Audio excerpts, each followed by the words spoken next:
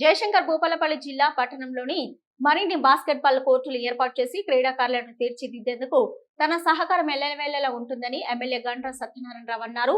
జిల్లా కేంద్రంలోని doctor BR Ambedkar స్టేడియంలో బాస్కెట్బాల్ పోటీలను ప్రారంభించారు. అనంతరం మాట్లాడారు. విద్యతో పాటు క్రీడాకారులు కూడా ప్రతి విద్యార్థికి అవసరమని, బాస్కెట్బాల్ క్రీడలు ప్రపంచ స్థాయిలో చాలా ఉన్నతమైన క్రీడ అని పేర్కొన్నారు. ఈ సందర్భంగా క్రీడాకారులతో బాస్కెట్బాల్ ఆడారు. 11 నుంచి 13 తారీఖులో రాష్ట్ర స్థాయి బాస్కెట్బాల్ పోటీల సందర్భంలో శరత్ అదేవిధంగా శ్రీకాంత్ నేతృత్వంలో మన భూపాలపల్లి జయశంకర్ జిల్లా నుంచి టీం కూడా మరి ఆ పోటీల్లో పాల్గొనడం జరుగుతుంది. ఈ యొక్క బాస్కెట్బాల్కు సంబంధించినటువంటి గేము ప్రపంచ స్థాయి గేమ్. ఇది ఒక ప్రఖ్యాత కాంచినటువంటి గేము. భూపాలపల్లి సింగరేణి గ్రౌండ్లో ఒకటే కోర్టు ఉంది.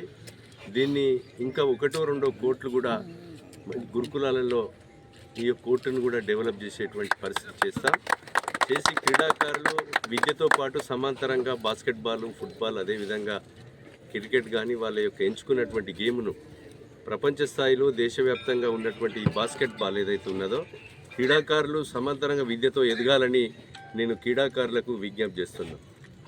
దీని బాస్కెట్బాల్కి సంబంధించినటువంటి నేను గౌరవ అధ్యక్షునిగా కూడా నేను ఎన్నికల ముందు నుంచే 2-3 సంవత్సరాల నుంచి ఉన్నా. దీన్ని గన్పురంలో ఈ జనరల్ సెక్రటరీగా శరత్ ఉన్నాడు.